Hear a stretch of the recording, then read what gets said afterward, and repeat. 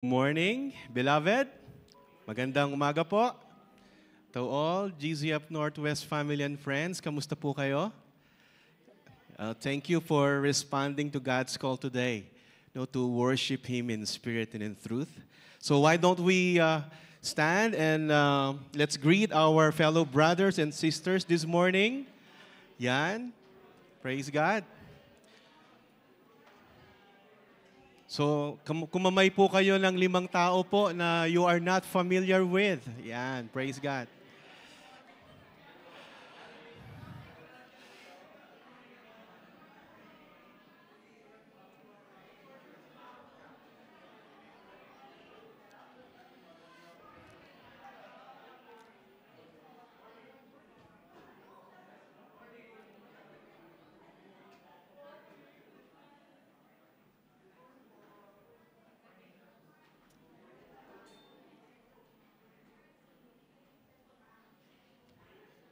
Thank you so much. Praise be to God for His goodness to everyone. God is good indeed. Yes, praise God. So here are some announcements, so please settle down. So prayer meetings, join us this Wednesday at 7 p.m. For a time of prayer with brothers and sisters as we begin a new devotional series on Psalms 37. So napakaganda po nitong Psalms dahil mga practical guidelines po sa ating pong pang-araw-araw na buhay entitled Godly Inspirations or Inspirations and Instructions. So we will be having our on-site gathering here at Beacon Hope and live streaming via FB Live. So don't forget to like our Facebook page and subscribe to our YouTube channel. Nakasubscribe na po ba lahat? Nakasubscribe na po? Yan, praise God. No? Ilagay nyo po, I suggest, ilagay nyo po doon sa, ano po ba yun, yung favorites para lahat po ng notification ng GCF Northwest ay matatanggap po natin. So, napaka-importante po niyan. And again, we want you to stay connected. So, we encourage you to do that. And join us next Sunday as we begin our study on the book of Nehemiah, still in our series, Renewing and Rebuilding God's People. So, magbubukas po tayo ng bagong book study in Nehemiah, but we will be continuing our series, Renewing and Rebuilding God's People. And also here at GCF Northwest, we want everyone to be connected and accountable to fellow brothers and sisters in Christ. So in the church family. So we encourage you to meet with your growth groups to experience the GCF Northwest family community in a smaller or intimate setting. Kagabi po, praise God, yung aming pong care group ay nagkaroon talaga kami ng time together to watch movies and that was a meaningful time together. Yun po yung sinasabi po namin. If you want to know GZF Northwest, I encourage you to join our growth groups. And also, the church will be sending 13 delegates to this year's IDMC conference in Singapore. Under Attack, entitled Under Attack. Yan. So, ayan po yung mga speakers po natin. So, pwede pa pong humabol. Kung may budget po kayo papunta ng Singapore, okay lang pong humabol po kayo. So, Under Attack, Spiritual Warfare, Re-engage. Napakaganda po ng topic na ito. Happening this August 30 to 31. So join us in praying for provision for their accommodations, flights, foods, and lodging. Okay, so if the Lord leads you to support financially, or if you know someone who would like to give support to our delegates, so approach any of our staff for a sponsorship letter. Yan. So, and to all our guests, meron po ba tayong guest today? Tama.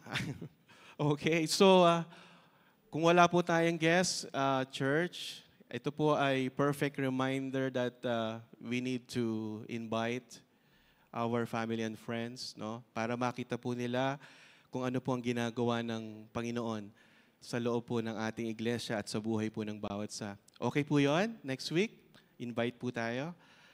Okay, so join me as I pray.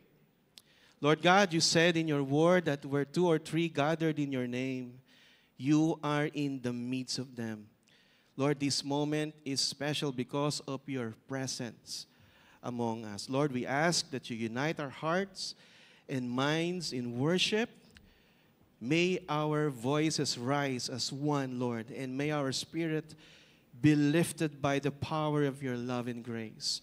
And let this time, Lord, of worship be a fragrant offering to you, pleasing and acceptable unto your sight. Holy Spirit, move freely in our hearts today and bring us closer to you.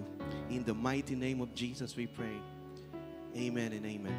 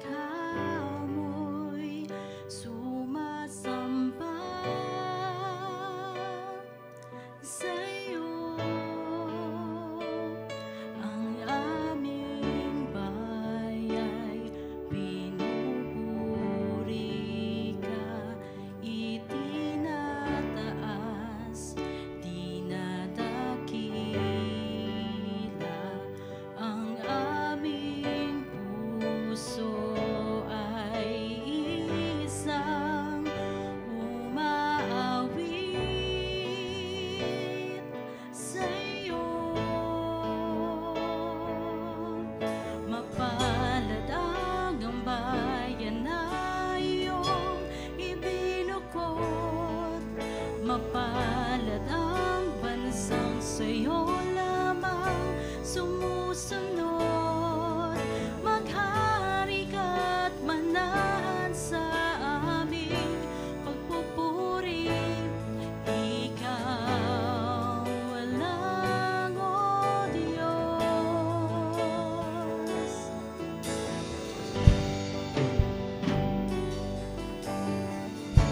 Tumayo po tayong lahat. Awitan po natin si Yahweh.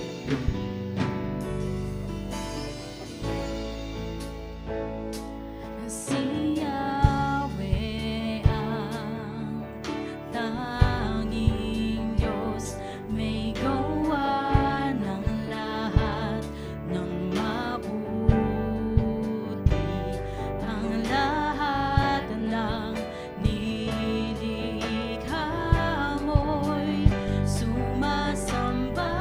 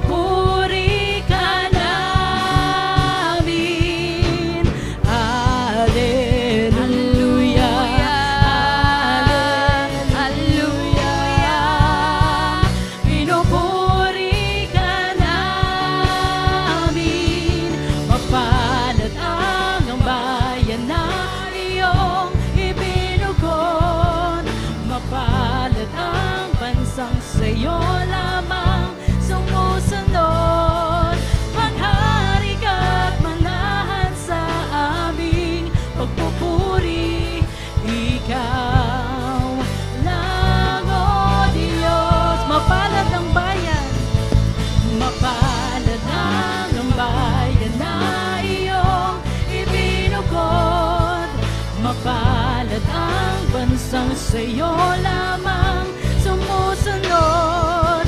Maghari ka't mandahan sa aming pagpupuri. Ikaw lang, O Diyos. Ikaw lang, O Diyos.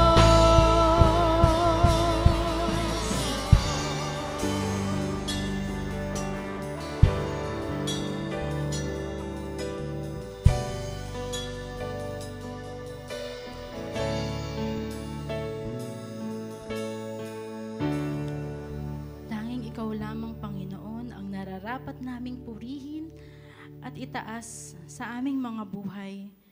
At patuloy kaming nagpapasalamat sa iyong kabutihan at kadakilaan.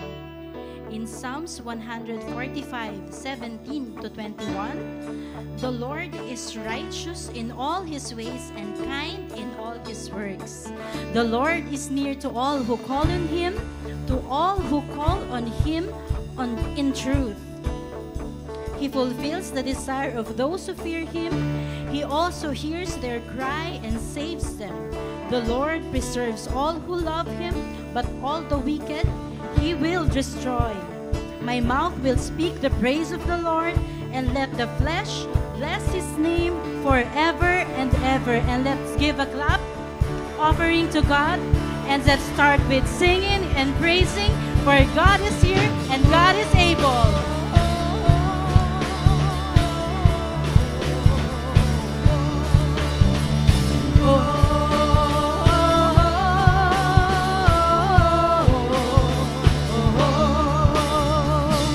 Open our eyes, Lord, we want to see you.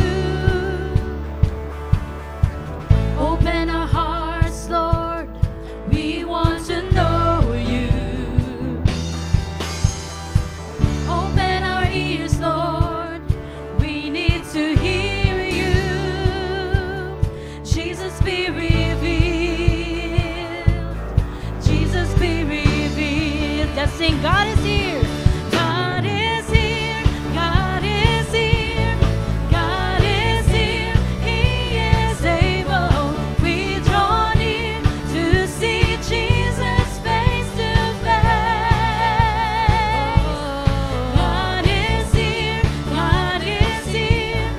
God is here. He is faithful. We draw near to see Jesus. Oh, Jesus, be revealed.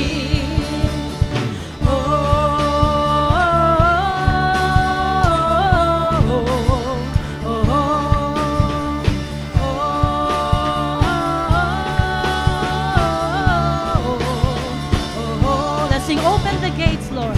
Open the gates, Lord. Reveal your glory. Open the nations. Open the nations.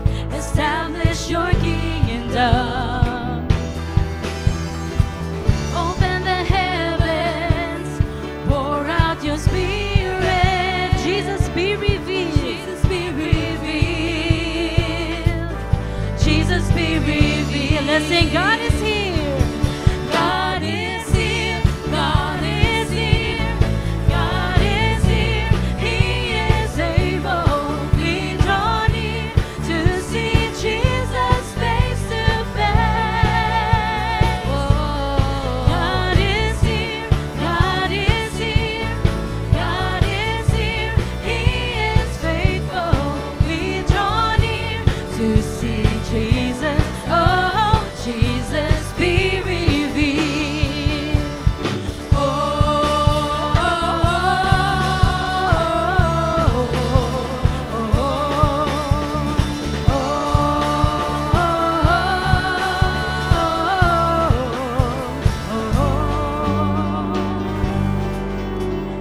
Yes, Lord, we believe that you have established your kingdom and you will continue to pour out your spirit upon us.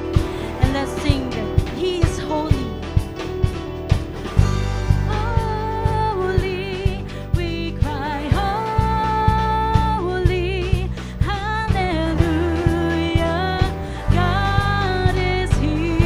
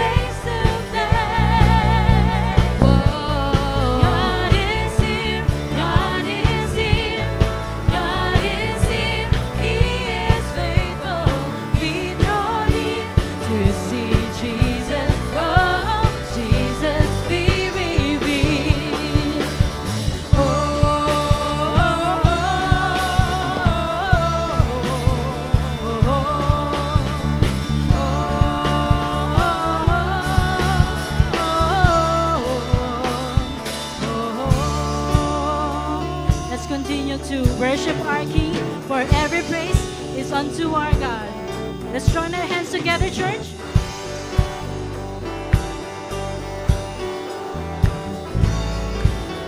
Let's sing every praise.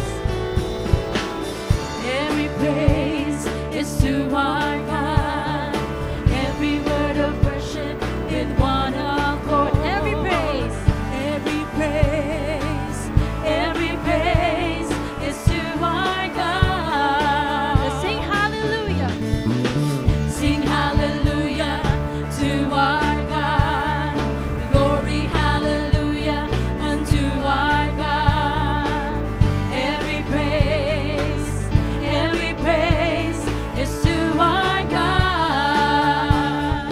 Let's sing every praise. Every praise is to our God. Every word of worship with one accord. Every praise is to our God. Sing hallelujah. Sing hallelujah to our God. Glory, hallelujah unto our God. Every praise is to our God. Let's sing every praise.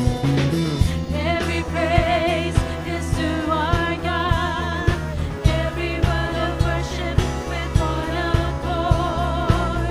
Every praise is to our God. Sing hallelujah. Sing hallelujah to our God. Glory, hallelujah to our God. Every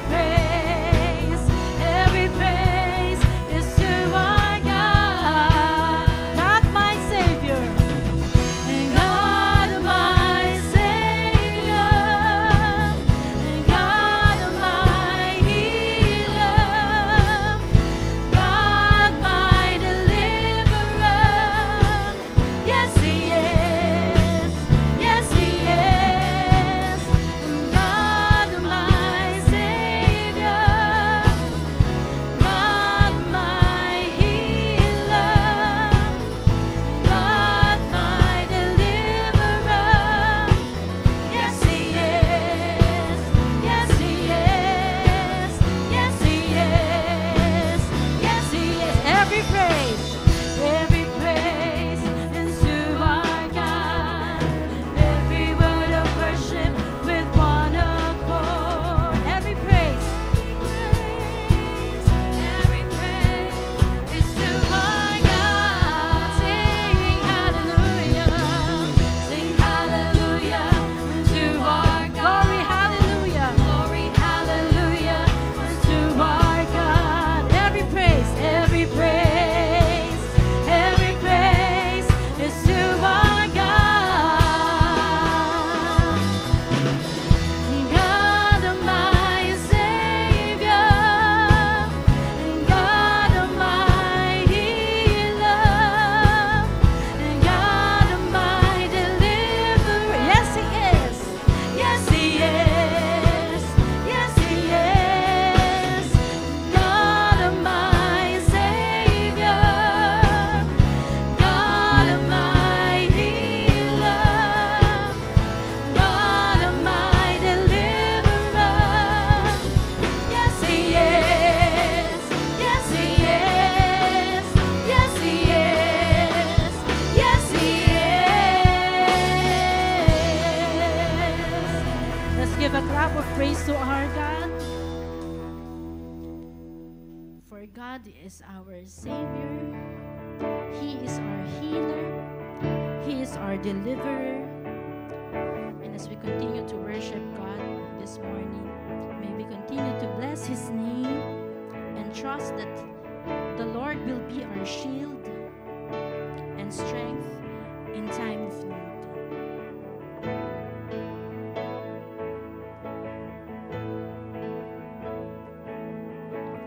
I will bless the Lord forever.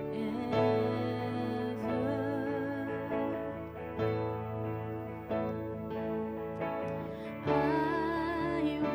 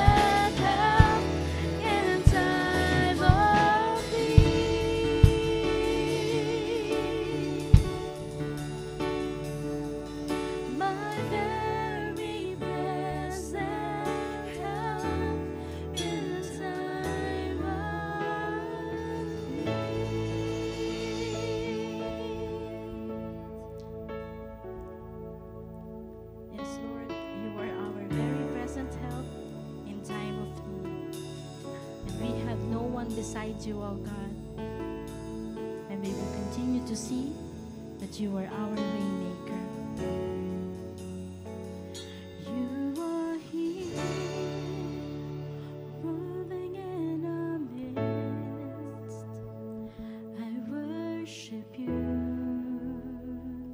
I worship you. You are here, working in this place. I worship you. I worship you. You are waymaker, miracle worker, promise keeper, light in the darkness. My God, that is who you are. You are waymaker, miracle worker, promise keeper, light in the darkness. My God, that is who you are. You are here, touching every heart. I worship you. I worship you. You are here, healing every life, healing every life. I worship you. I worship you.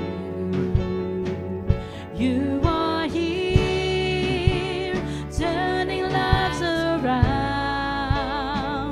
I worship you. I worship you. You are here, mending every heart. I worship you. I worship you. Oh, waymaker, miracle worker, promise keeper, light in the darkness. My God, that is who you are.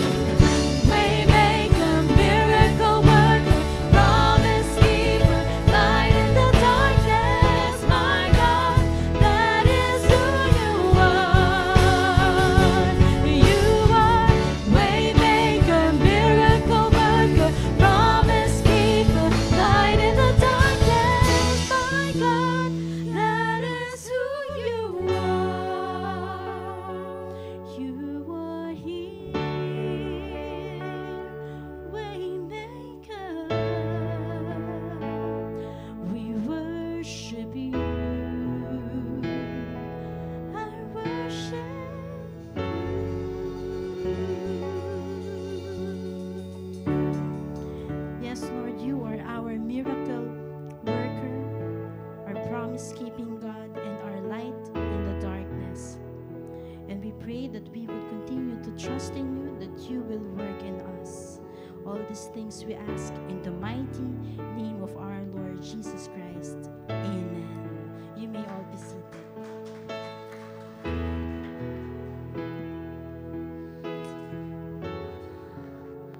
Shall we continue to be in that attitude of worship to our Lord?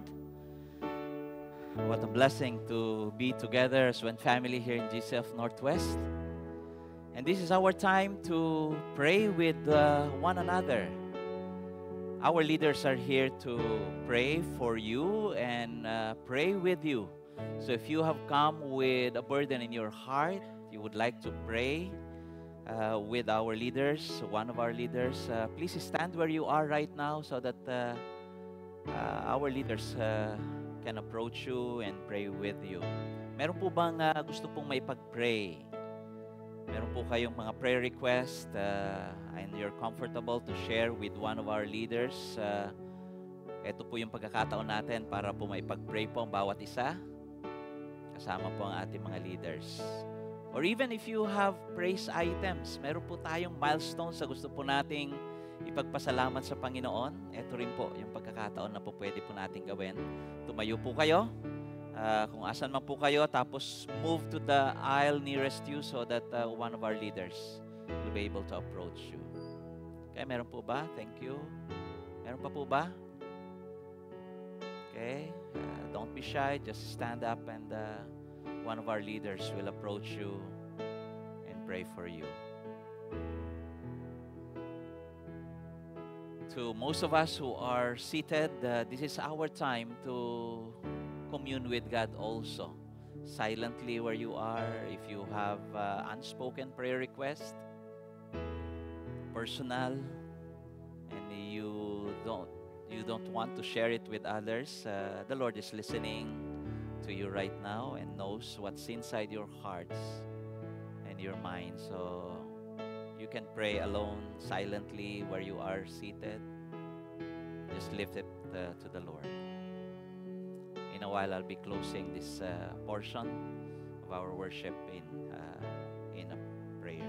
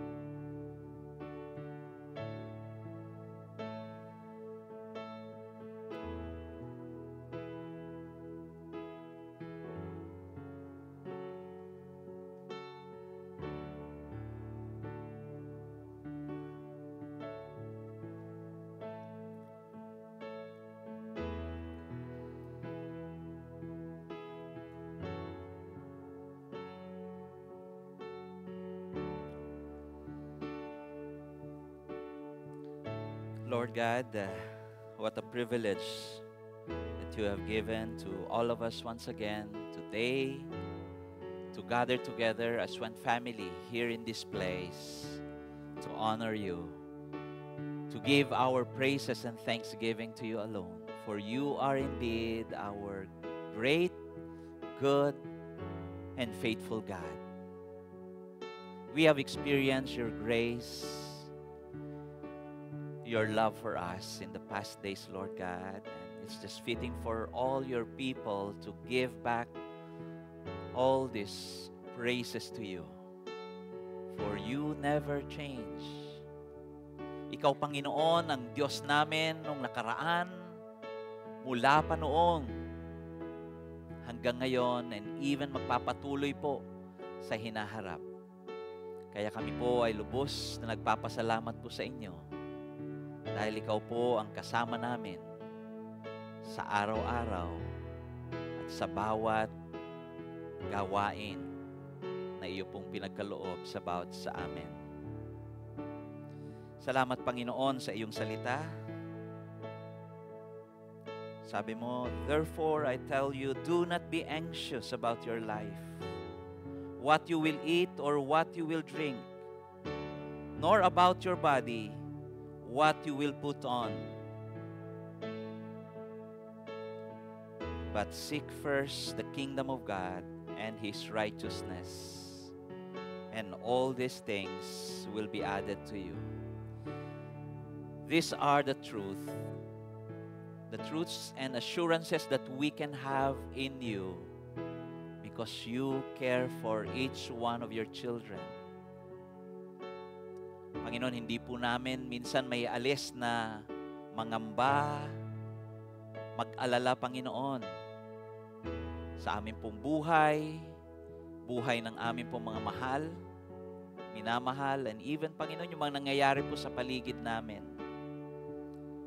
Pero salamat, Panginoon, dahil nariyan ka.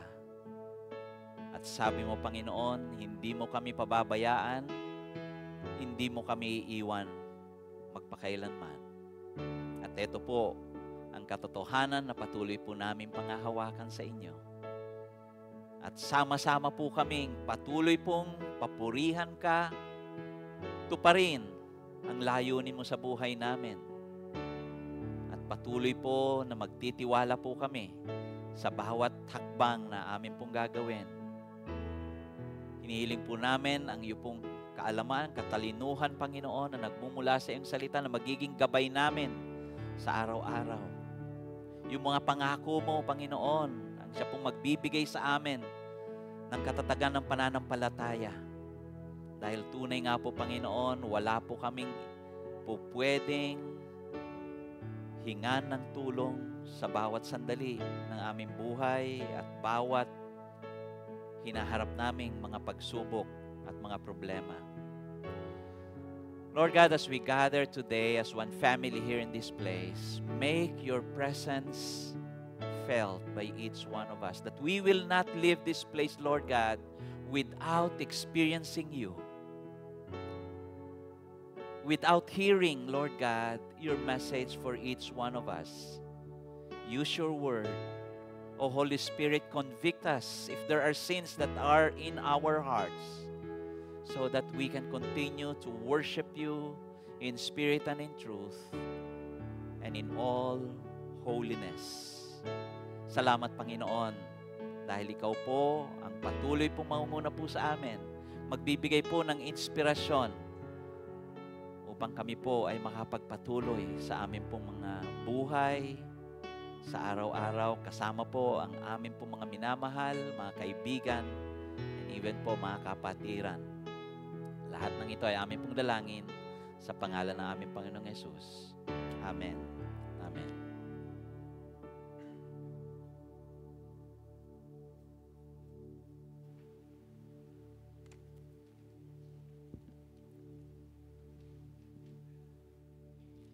Let's continue to worship the Lord by giving our tithes and our offerings.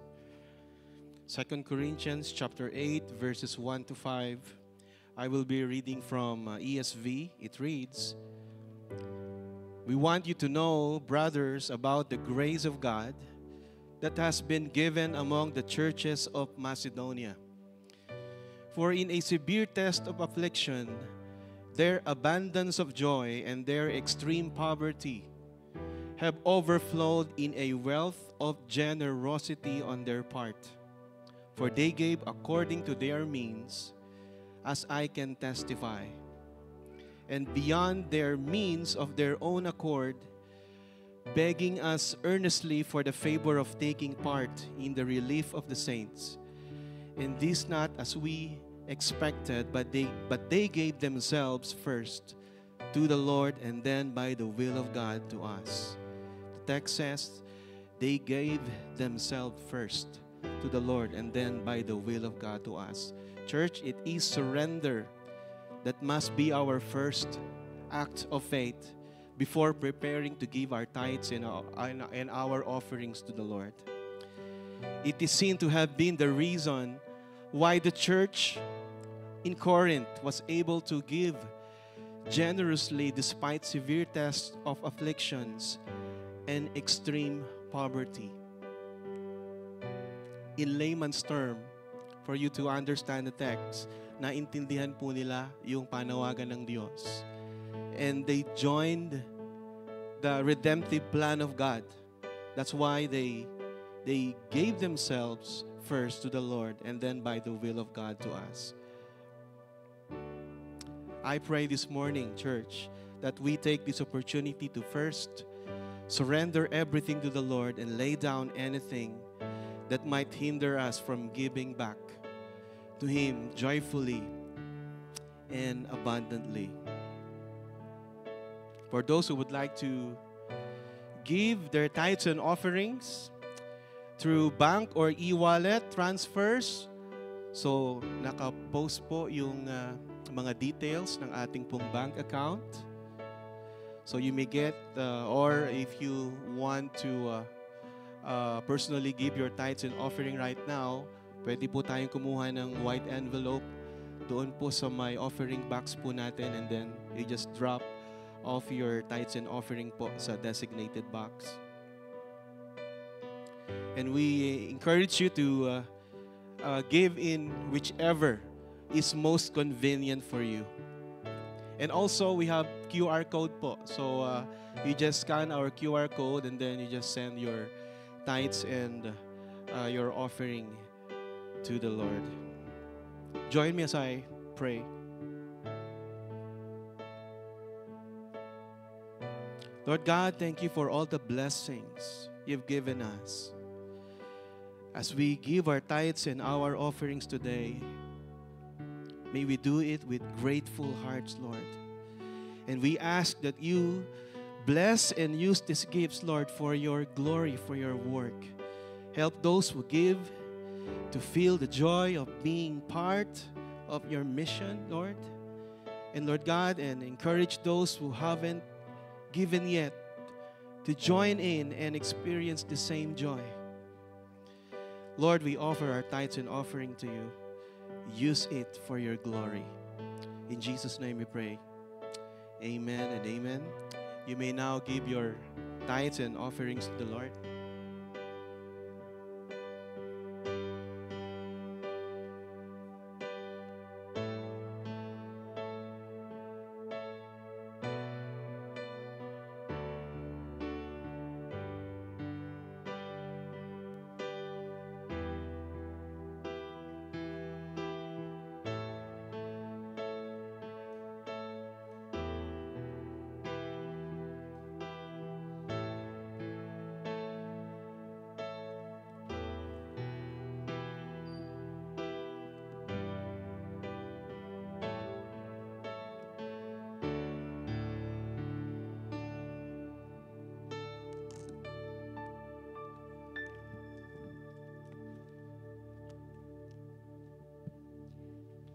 In reverence to the reading of God's Word, let us all stand.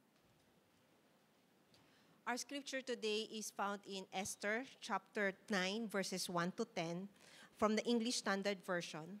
Let us read together. Now in the 12th month, which is the month of Adar, on the 13th day of the same, when the king's command and edict were about to be carried out, on the very day when the enemies of the Jews hoped to gain the mastery over them, the reverse occurred. The Jews gained mastery over those who hated them. The Jews gathered in their cities throughout all the province of King Ahasuerus to lay hands on those who sought their harm. And no one could stand against them, for the fear of them had fallen on all peoples. All the officials of the provinces and the satrap and the governors and the royal agents also helped the Jews, for the fear of Mordecai had fallen on them. For Mordecai was great in the king's house, and his fame spread throughout all the provinces, for the man Mordecai grew more and more powerful. The Jews struck all their enemies with the sword, killing and destroying them, and did as they pleased to those who hated them.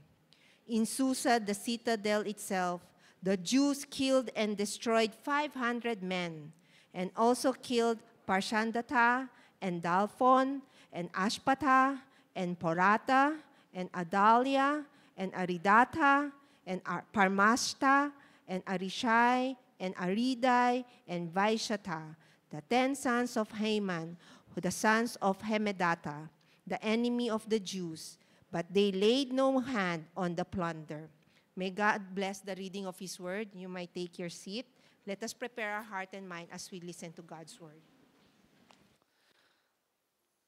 Thank you, Sister Tabby, for reading the Word of God for all of us this morning. Good morning to all of you.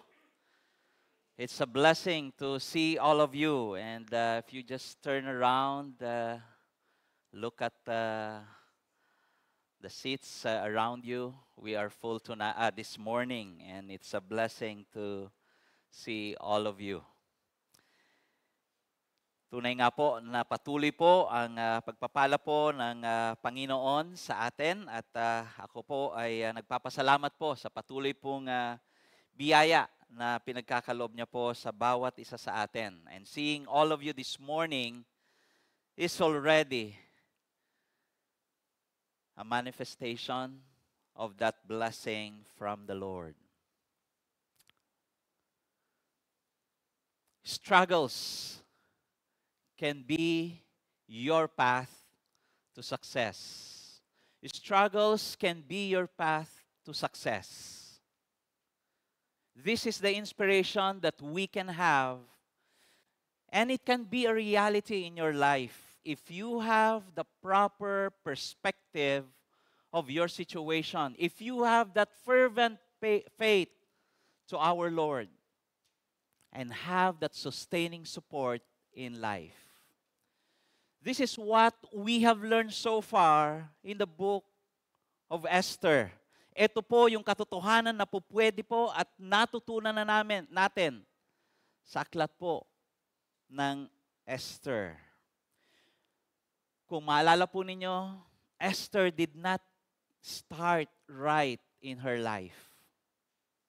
Siya po ay ulilang lubos, inalagaan po siya ng kanya pong cousin na si Mordecai.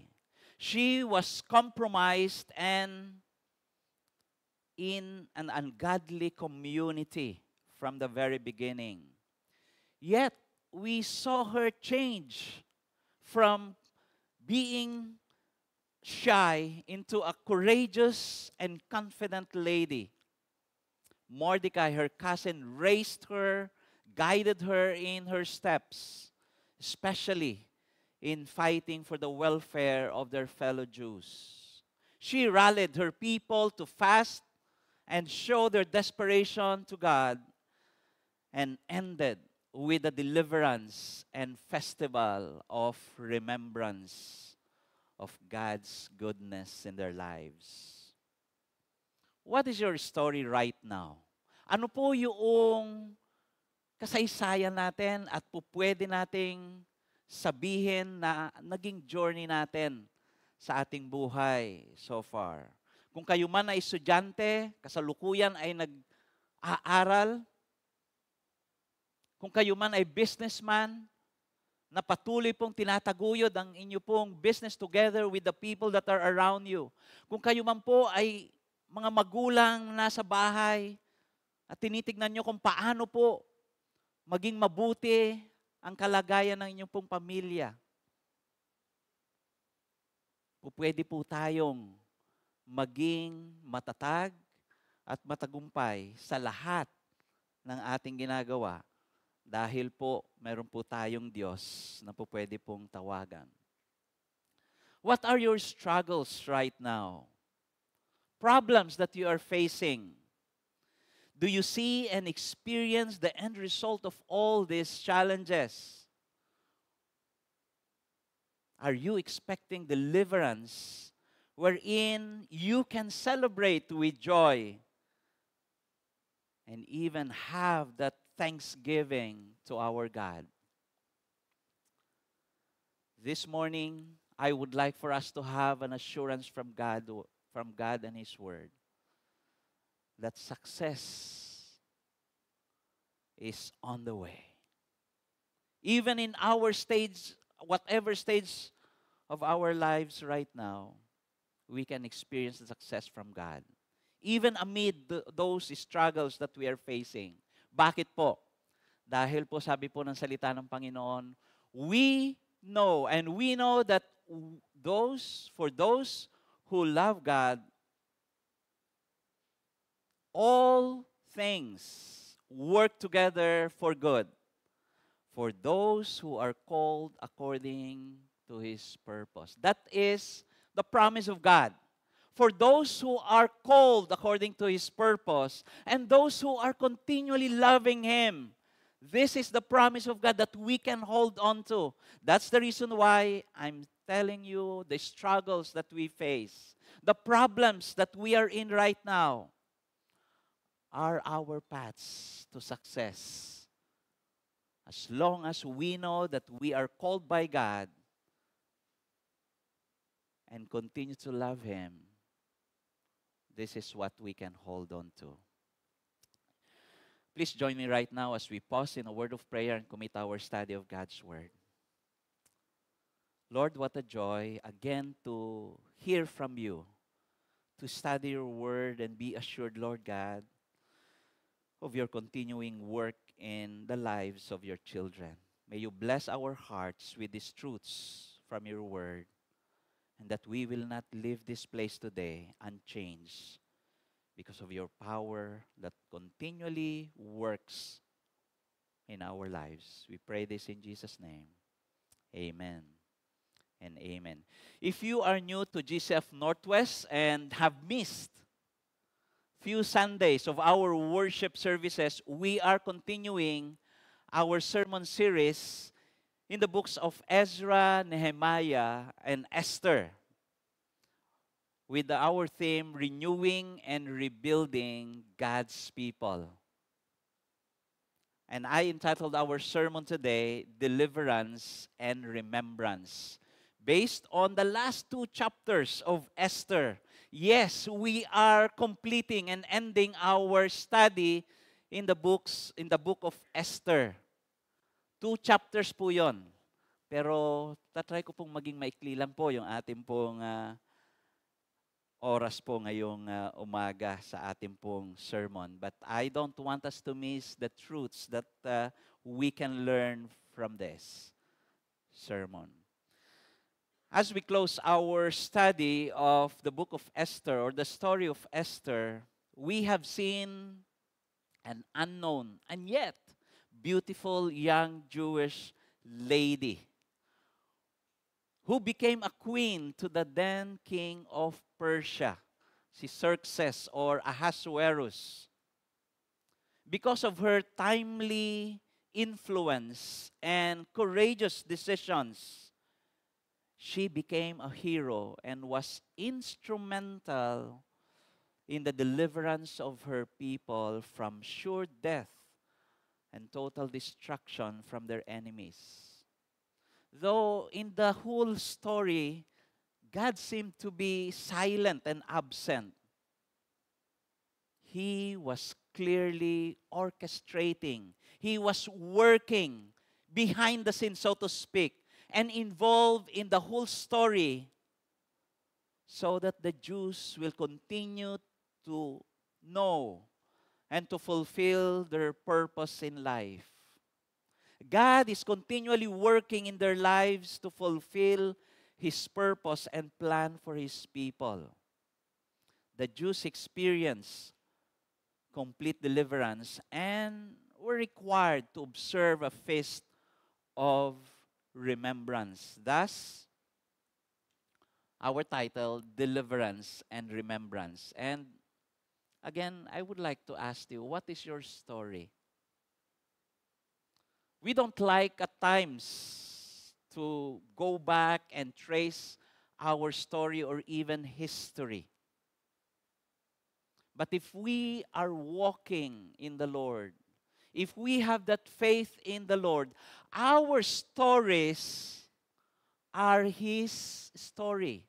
Our stories can become God's story of faithfulness in our lives. Kaya po, maganda pong mag-aral po tayo ng history. And I know with our studies for the 2 books right now of Ezra and Nehemiah, we already had a lot of those of history. History of God's continuing work among His people. Nung kasagsagan po ng pandemic ay yung bahay po namin, yung condo po namin ay naging, of course, tahanan namin, naging eskwelahan, at naging church din po natin if you are with us during the pandemic. And you know, one of our days or during the early times, naririnig ko po yung anak ko, si Joshua. He was teaching history, world history at that. And kanyang binabanggit yung mga nangyayari sa buong mundo in the periods of history and how we evolve as nations.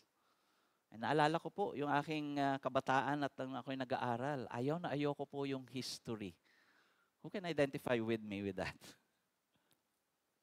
Pero narinig ko po yung anak ko na tinuturo yon. Sabi ko, I should have studied history better so that right now I could have that better appreciation of God's Word.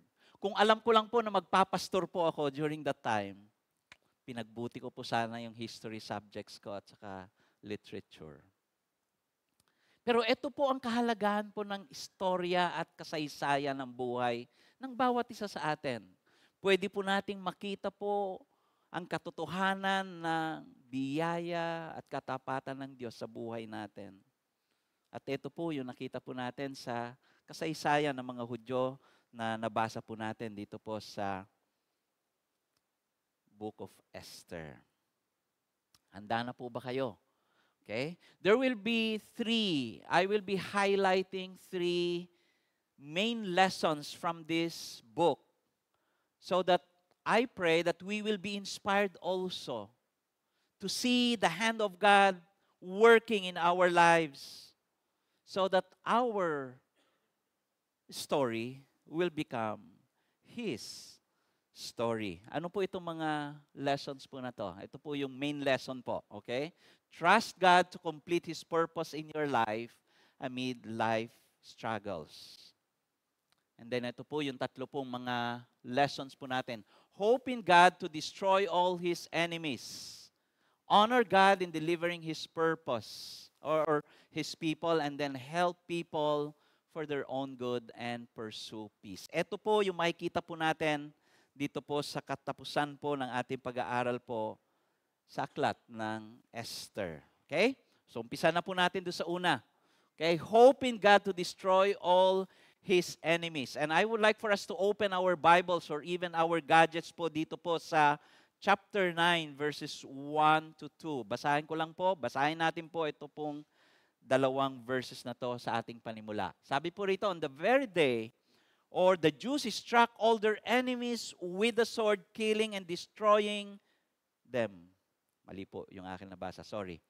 Now in the 12th month, which is the month of Adar, on the 13th day of the same, when the king's command and edict were about to be carried out, on the very day when the enemies of the Jews hoped to gain the mastery of them, the reverse occurred.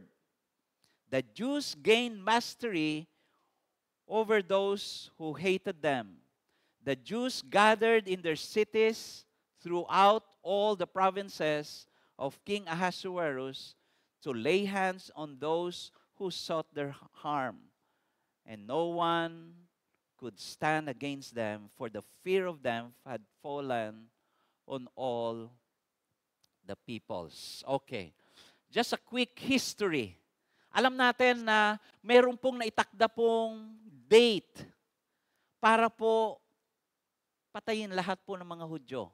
Ito po ay kagagawan po nung Haman, yung pong kanang kamay nung hari ng Persia during that time. mayroon pong batas na ipalabas para po patayin po lahat ng mga Hudyo. Pero alam natin po ang kasaysayan, namatay po si Haman, na-promote po si Mordecai, at si Queen Esther po ay nasa palace na, at nagkaroon po ng ganito pong pagbabago ng sitwasyon. However, nabago man po yung sitwasyon, na-promote man si Mordecai, a Jew, and together with Esther having that influence to the king, yung pong law ay nandoon pa rin. The decree that has been passed and announced to all the 127 provinces of Persian Empire during that time continues to be in effect. Kaya po nangailangan po na gumawa po ng paraan po ang ating pong bida, si Esther, kasama po ang kanyang cousin na si Mordecai. Kaya po humilang po sila sa hari na po pwede bang magkaroon ng panibagong batas. At gano'n nga po ang nangyari. Naalala po natin. Inapruban po ng hari at ito po ay naipasa. Months before. However, in our chapter, in our study right now, this is the day wherein that rule, that edict, the first edict, the decree, are to be it will be implemented po sa buong Persian Empire, hindi lamang po sa Susa, na capital po ng Persia during that time, at nandun po si Mordecai at saka si Queen Esther. So hiniling po nila sa hari, kung hindi man mapapawalang bisa yung pong batas na nauna, ay binigyan po sila ng hari ng favor so that they can defend themselves. Kaya no pagdating po nung date na yon, 13, sabi po rito ay na-reverse po yung sitwasyon. The Jews gathered in their cities throughout all the provinces of King Ahasuerus to lay hands on those who sought their harm, and no one could stand against them, for the fear had fallen on all people. Because of the favor that came from the king upon them, the people were able to defend themselves. Kaya po, natakot po yung mga tao na gusto pong at nagpaplano pong sila po ay patayin at mawala po sila sa mundo. So as people of God, ano pong application nito sa atin ngayon? Wala naman po tayo sigurong threat sa buhay natin. But we are facing some struggles in life. We have problems na minsan ay akala natin hindi na po ito po ay magiging katapusan na rin po natin. Apparently, minsan mayroon po tayong mga pinagdadaanan na hindi po natin alam kung matatapos ba ito, hanggang kailan ito magpapatuloy.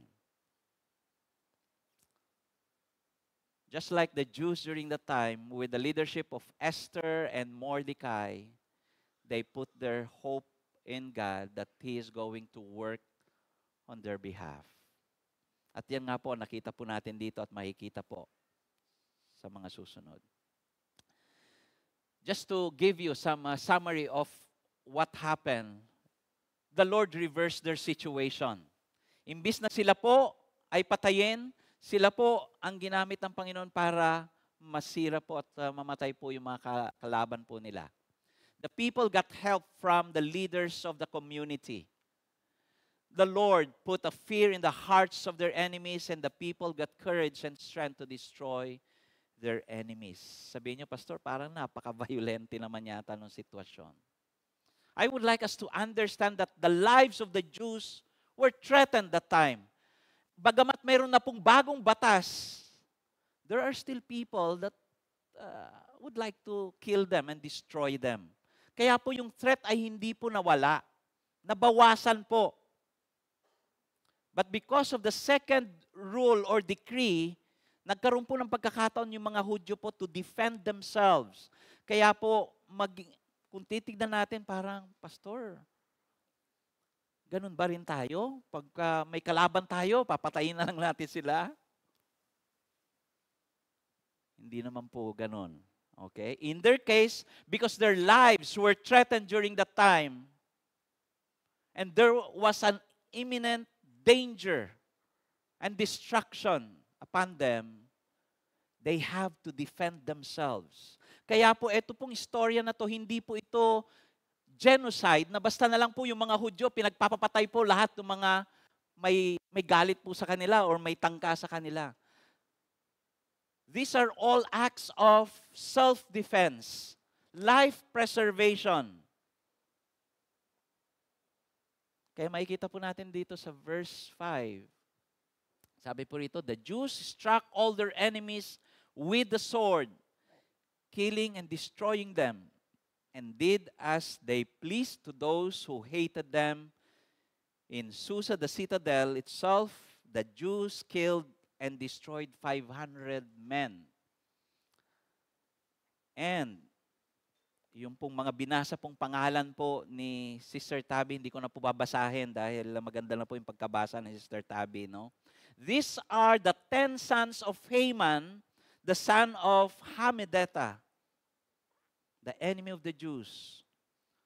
Pero tignan po natin, sabi po dito, but they laid no hand on the plunder. Bakit po kaya binanggit po nung sumulat na to, nang sumulat ng istorya na to, that they did not lay hand on the plunder?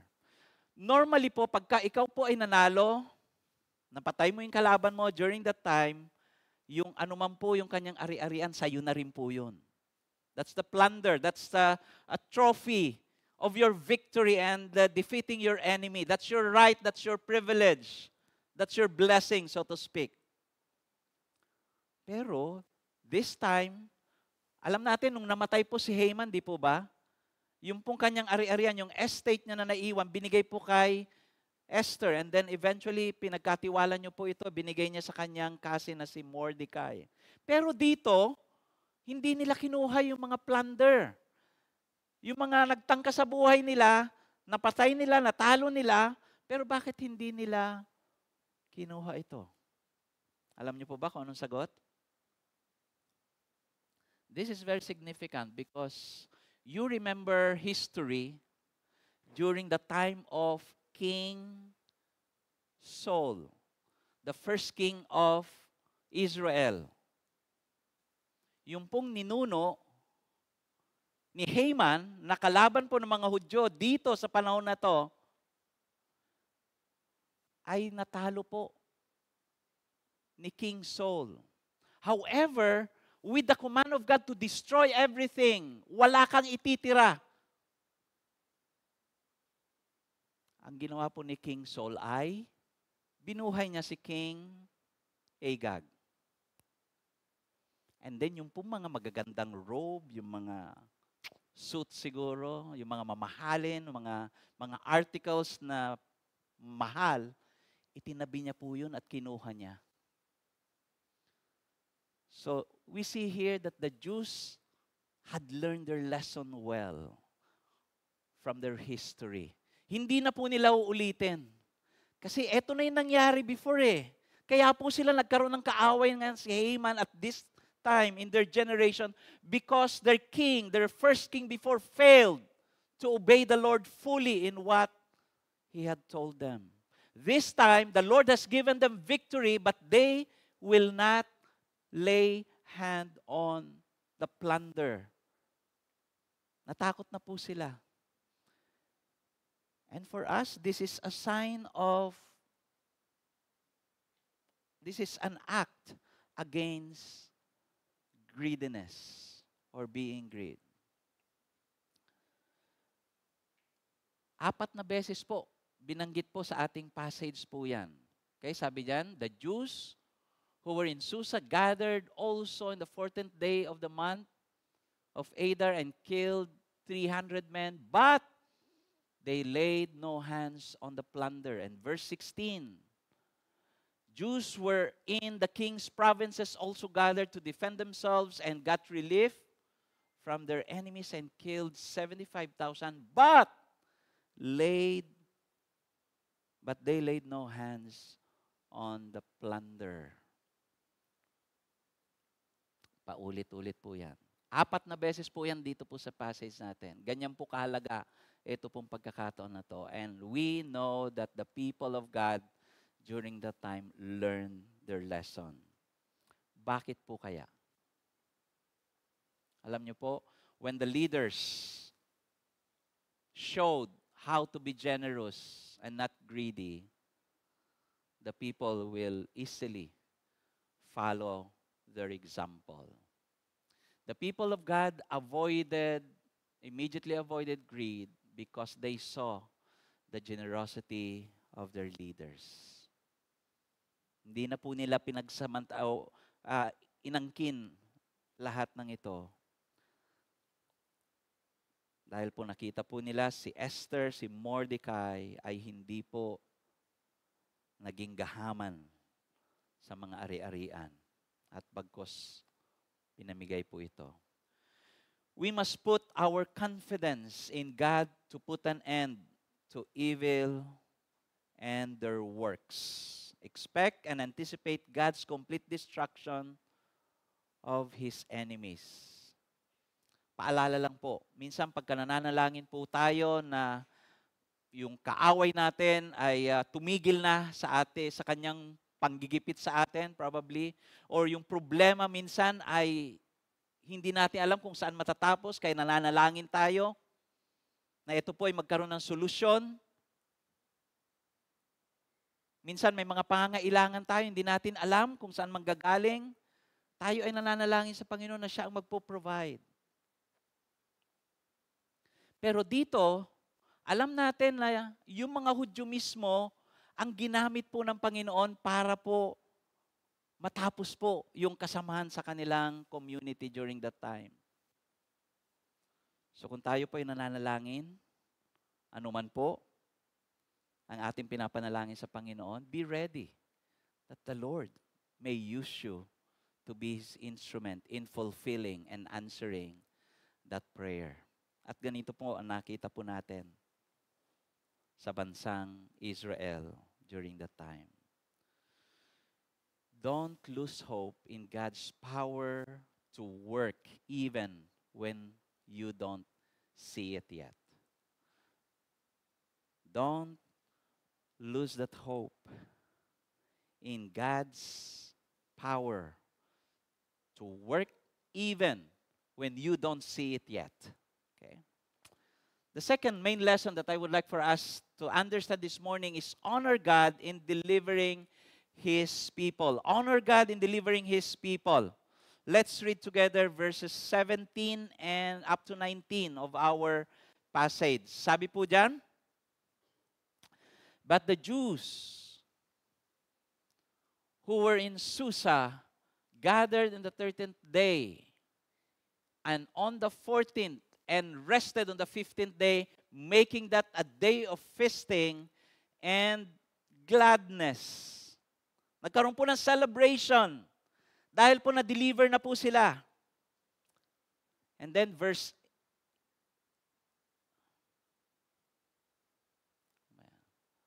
19, therefore the Jews of the villages who live in the rural towns hold the 14th day of the month of Adar as a day of gladness and feasting, as a holiday, and as a day on which they send gifts of food to one another.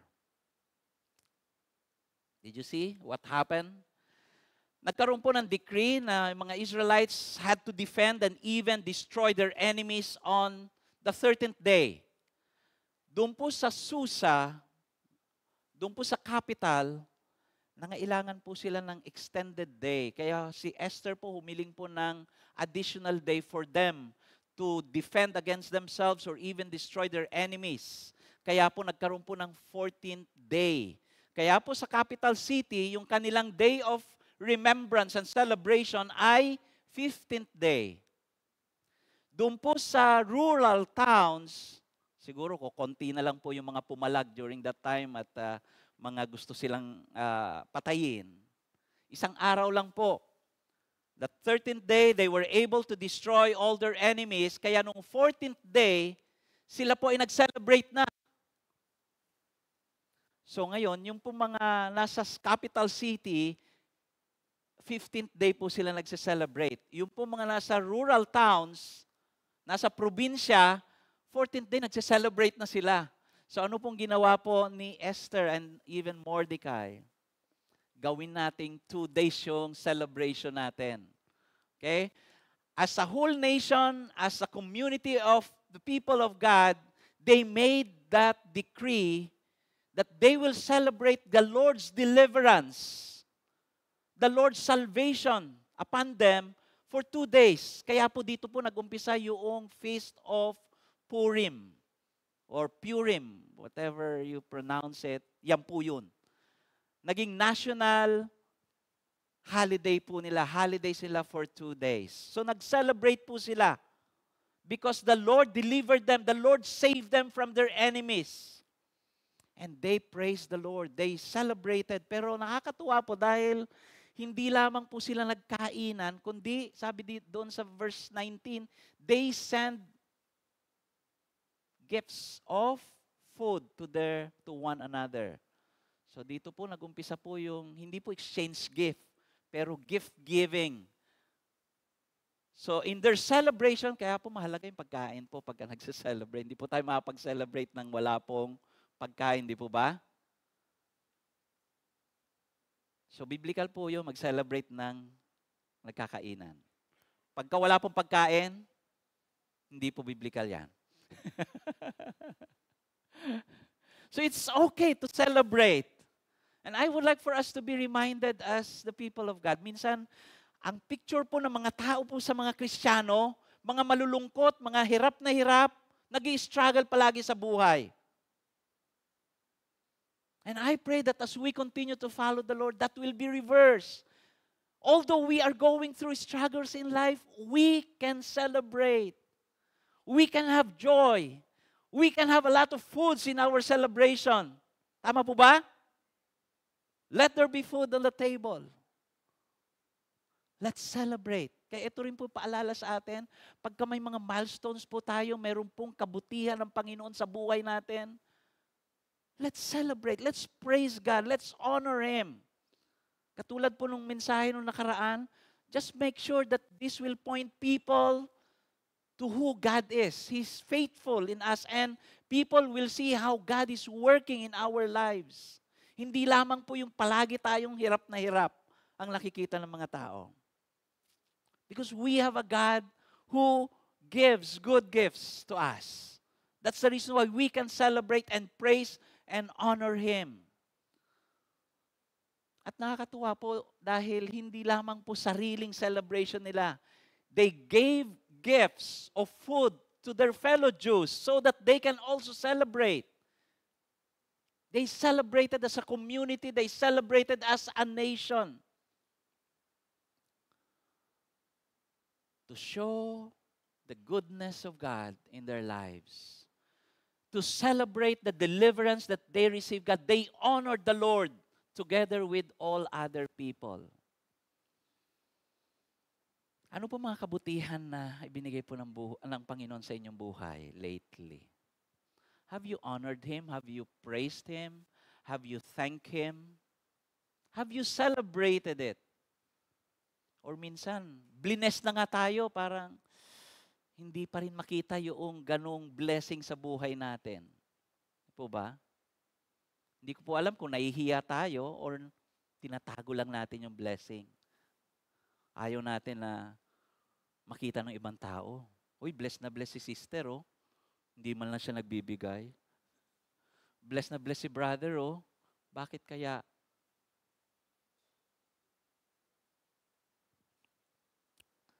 The people of God gave us an example on how to honor the Lord in their lives, in their periods of celebration or deliverance. They remember how God work in their lives, and they made it as a national holidays.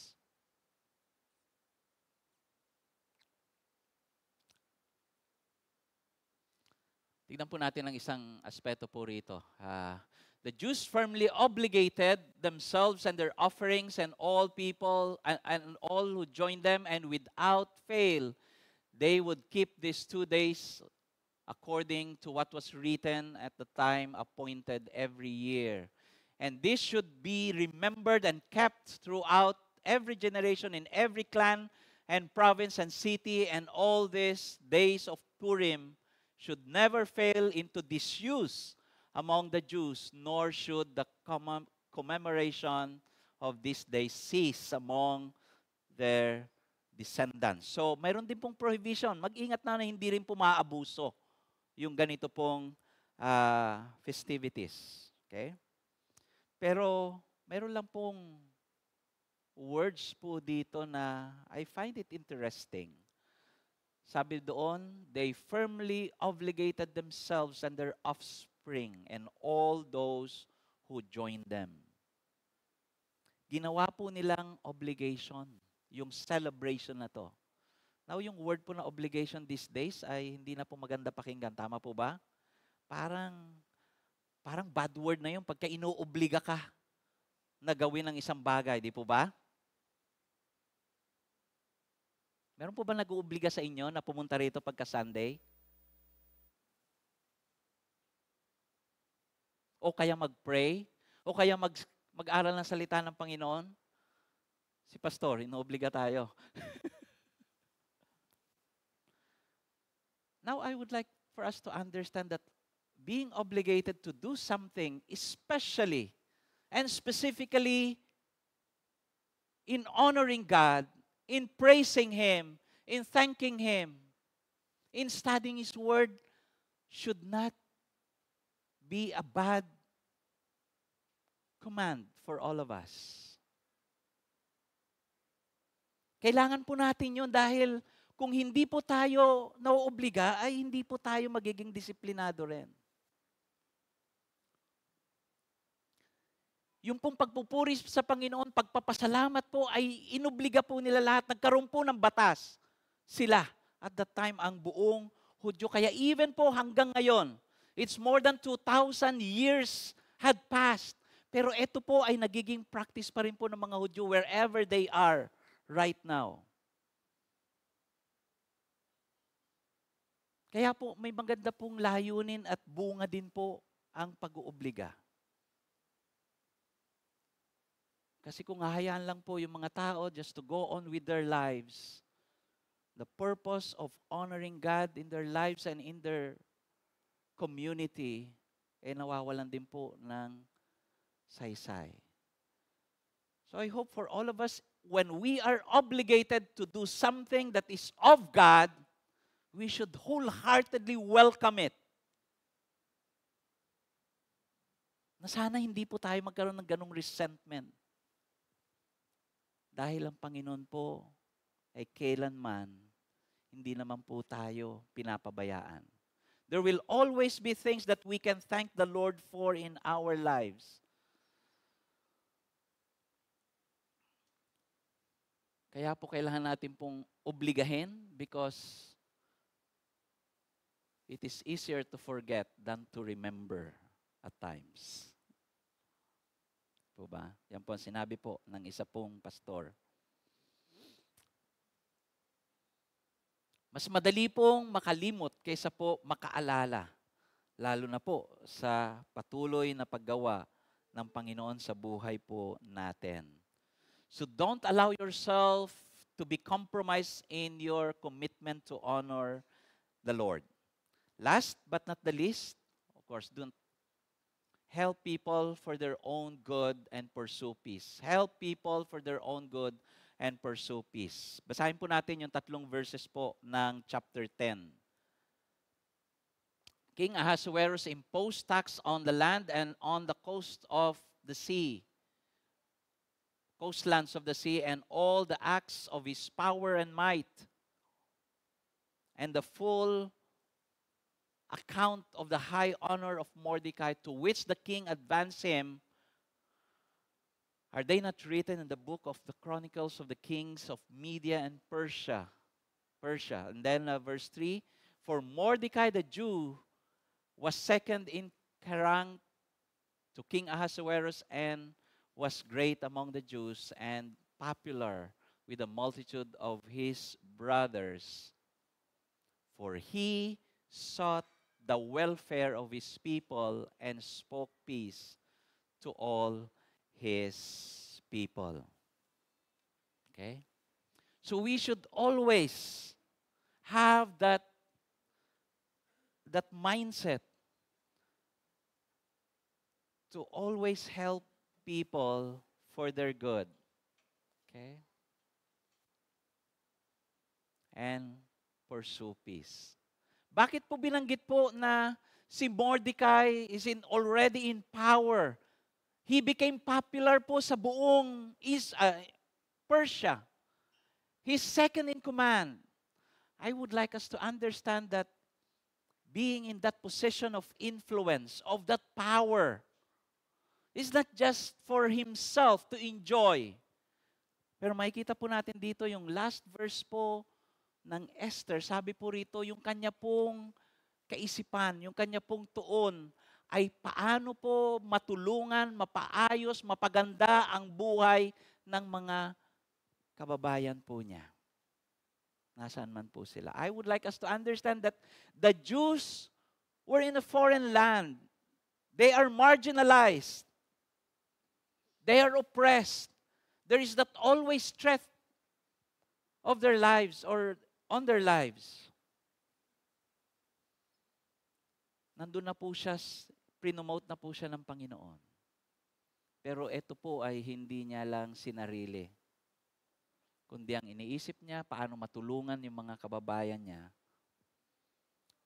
And sabi po doon ay, he spoke peace to all his people. Peacemakers din po siya. Hindi lamang po siya compassionate, tinutulungan niya yung kababayan niya, pero tinatry niya po na maipasalagana po ang kapayapaan. We are called to be peacemakers. Di po ba? Yan po ang sinabi ng ating Panginoon Jesucristo sa Matthew. We should be peacemakers. Tagapagtaguyod ng kapayapaan. Wala pong kaguluhan. Dito po sa mundo, ang dami na pong kaguluhan na nangyayari. Hindi na po tayo lalayo. Di po ba? Minsan, ang kapayapaan ay mahirap din pong hanapin maski po sa mga bahay natin, sa tahanan natin. There will always be conflict. May mga samahan ng loob, may mga away. Magpipinsan, magkakamag-anak. Of course, when we look at other countries, or even in our own country, ang dami pong kaguluhan na ang kapayapaan po ay parang hindi po natin ma-achieve or ma-attain po sa ating pong panahon. No? Pero hindi po dahil ganun po ang sitwasyon ay hindi na po tayo gagawa po ng paraan para po maging pagpapala po sa lahat ng tao or sa ibang tao na nasa paligid po natin. Kaya po, ang aking paalala po sa atin lahat, don't allow blessings to prevent you from helping people and pursuing peace. Ito po ang pinakita po ni Mordecai bilang opisyal po, pangalawa, sa kapangyarihan, sa hari, or sa Persian Empire that time. He did not allow his position of privilege, his power, to prevent him from helping people and pursuing peace. So pursue people's welfare and peace continually. Work for their own good and promote peace always. Always look for opportunities where we can help people. If we have the means, if the Lord has blessed us already, you might be the Lord's instrument for others. Hindi man po pare-parehas po ang sitwasyon po natin, meron po tayong mga pinagdaraanan po sa buhay. Hindi man po kasing grabe probably ng mga pinagdaanan ng mga Hudyo, pero meron din po tayong mga sarili natin po mga crisis and challenges that we have to face. As we close, I still remember po when I started going to college. I had a big dream of taking a medical course po dahil yung po yung paborito ko. Magaling daw po ako sa science. Sabi po ng mga grades ko. So, nung po pag-graduate na ako ng high school, I started looking for a school wherein my career na gusto ko ay magkaroon ako ng magandang training. Pero po, mayroon po akong 3 naging problema during that time. Ang problema ko po doon ay mabababa po yung mga grades ko sa high school, lalo na po sa 4th year high school. Kaya, yung pong isang school na pinasukan ko ay nag-apply ako, hindi daw pasok sa aking kurso na gustong kunin. Quota course kasi po yung gusto kong maging course. Physical therapy. Yan po yung first choice ko. Pangalawa po is that hindi po ako nakapasa sa entrance test dun sa mga schools na kinuhaan ko ng test. Nag-test ako sa UST. Hindi, bagsak po ako doon. Nag-test po ako sa UP. Bagsak din po ako doon. So, hindi po ako nakapasok po doon sa school na gusto ko. And of course, yung pangatlo po, I don't have money. Wala po kaming pera that time for even my first tuition fee. So I prayed to the Lord. Hindi po ako nakapasok po sa school na gusto ko dahil quota course po yun. Pinalitan po ng Panginoon yung course na kinuha ko, respiratory therapy. Maganda pa rin pakinggan. Nasa medical profession pa rin.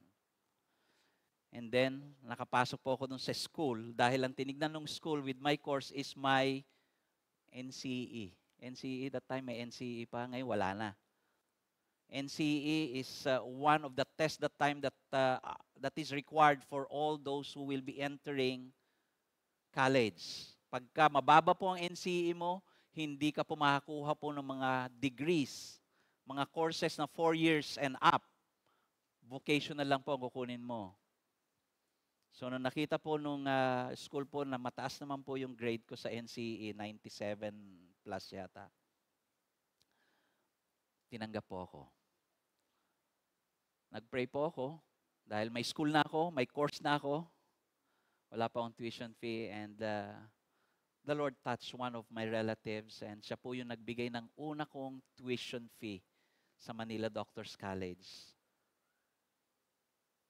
And I praise God for that because on the second semester, I was able to apply already scholarship and I was granted scholarship at natapos ko po yun. I don't know what struggles you're facing, mga kapatid. But we have a God who knows us, who will complete His purpose in our lives. So trust God to complete His purpose in your life amid life's struggles. And in conclusion, we have a God who is perfectly sovereign, mga kapatid. He never be out of control of all things and all people at any time and everywhere to bring about complete deliverance of His people from their struggles. We can totally trust Him to change our circumstances and people's hearts to fulfill His ultimate purpose for His children and all humanity. All by His grace and mercy and for His glory alone. So in application, trust God to complete His purpose in your life amid life's struggles.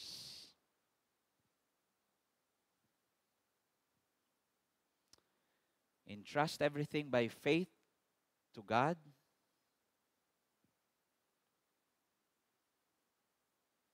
Encourage others to be thankful to God in everything. Exemplify generosity and peacemaking in humility. Yan po yung ating pong application. Let's close in prayer. Lord, what a joy to hear from you. What an experience, Lord God, to journey and trace the history of your people in the story of Esther. Lord, we have our respective stories, just like Esther and the people of God in the Persian Empire during that time. Nawa, Panginoon, sa kapanahunan po namin, makita po namin ang patuloy mo pong paggalaw sa buhay po ng iyo pong mga anak. Lord, whatever struggles we are facing right now, nawa, Panginoon, makita po namin ang kabutihan mo. Kami po ay magpapatuloy na magtiwala sa inyo. Patuloy po na mapalakas din ang kalooban ng bawat isa para po kami po ay patuloy po makapagpasalamat sa lahat ng iyo pong kabutihan sa amin. At nawa, Panginoon, ang buhay namin ay maging patuloy na halimbawa ng pagbibigay at pagpapalagana po ng kapayapaan sa amin pong kapaligiran. Lahat ng ito ay amin pong dalangin sa pangalan ni Jesus. Amen. Amen. Being the second Sunday of the month, it is our practice here in GCF Northwest to have our communion. Ito pong communion ay isa pong pag-aalala, remembrance of the Lord's love for us and the salvation that He gave to us. Kaya po ito po ay para po sa mga tao pong mayroon pong pananampalataya sa Panginoon. Ito pong celebration natin na to at commemoration ay para po sa lahat na naririto po ngayon at ibinigay na po niya ang pagtitiwala niya sa Panginoon ang kanyang buhay para po maranasan po ang kaligtasan at kapatawaran sa kanyang mga kasalanan. So, ito pong pag-aalalang ito ay para po sa mga mananampalataya. At ito po ang paalala po sa atin lahat as we partake of the elements of the body and the blood of our Lord Jesus Christ. May this inspire us to continually remember that act, that work of God in our lives, that He had saved us and forgiven our sins and given us eternal life. Kaya all of us who had put their faith in the Lord can participate in our celebration or remembrance of the Lord's table. So, tayo pong lahat ay manalangin po pasalamat natin sa Panginoon. Ito pong simbolo ng kanyang katawan at ng dugo ng ating Panginoon Jesucristo. O Panginoong Jesucristo, ikaw po ang nagsakripisyo ng buhay mo upang kami po ay hindi na po kailangang mamatay at pagbayaran yung aming pong mga kasalanan. You have given us eternal life. You have forgiven our sins and given us that purpose in life in you.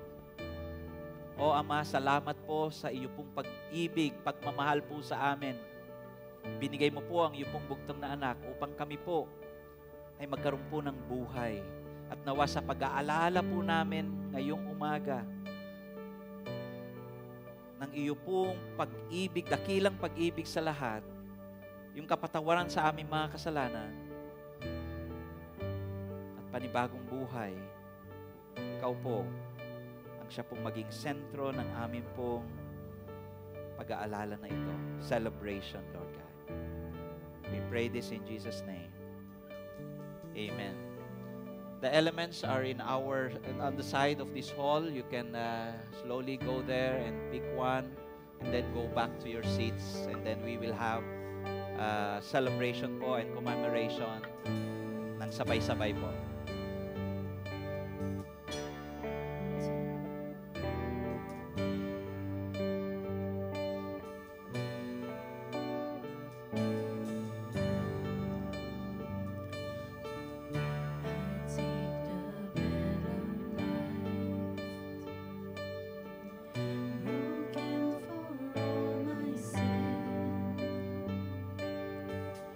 Your body crucified.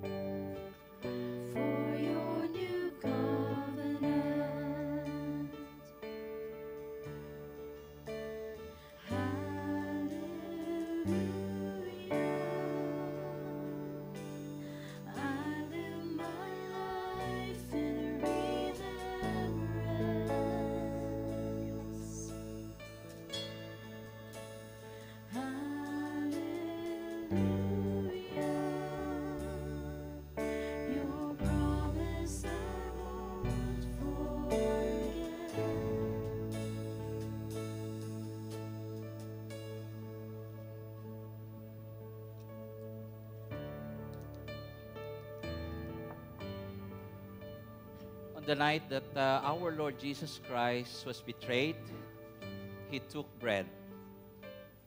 And after giving thanks, He broke it and said, "This is my body, which is broken for you. Do this in remembrance of me." Let's partake together.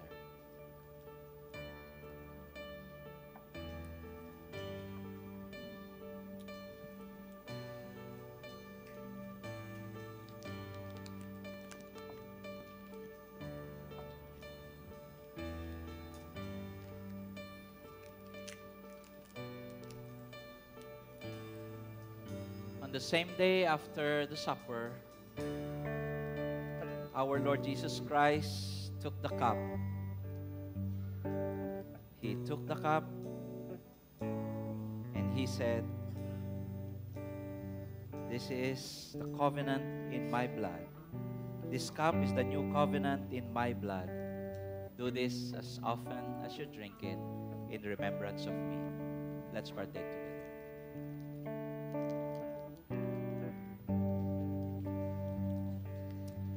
Lord God, what a blessing to be with your people, remembering your love for us.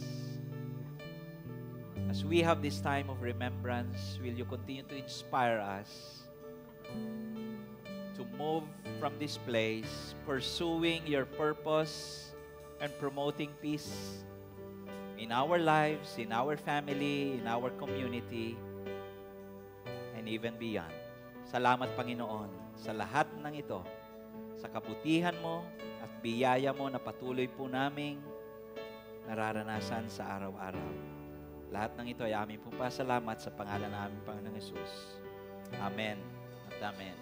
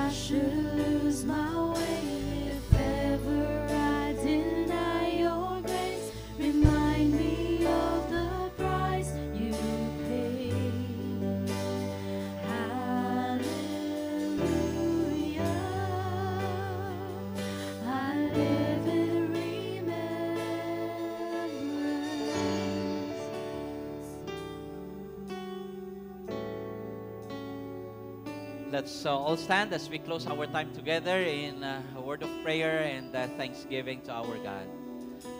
Lord God, thank you for your blessing, the blessings of your presence and your word with us today. Would you continue, Lord God, to shower us with your love, the peace from our Lord Jesus Christ, and the empowerment of the Holy Spirit upon all your people. And all of us will continually say, praise God, amen and amen. God bless you all. Let's praise God this morning and let's sing holy. Holy, we cry holy, hallelujah, God is here. Holy, we cry holy, hallelujah, God is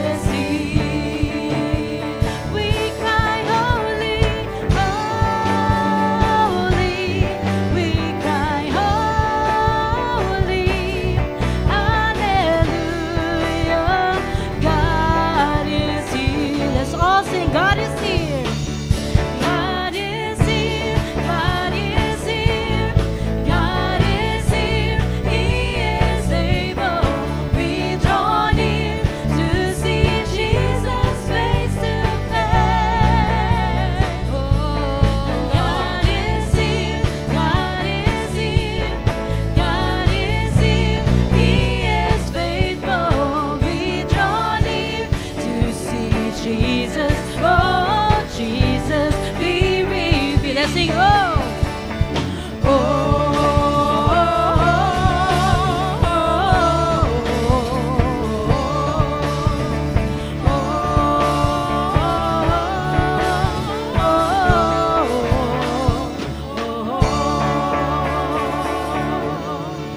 Praise God for our service this morning. And let's continue to trust God that He will fulfill His purpose amidst our struggles. God bless everyone.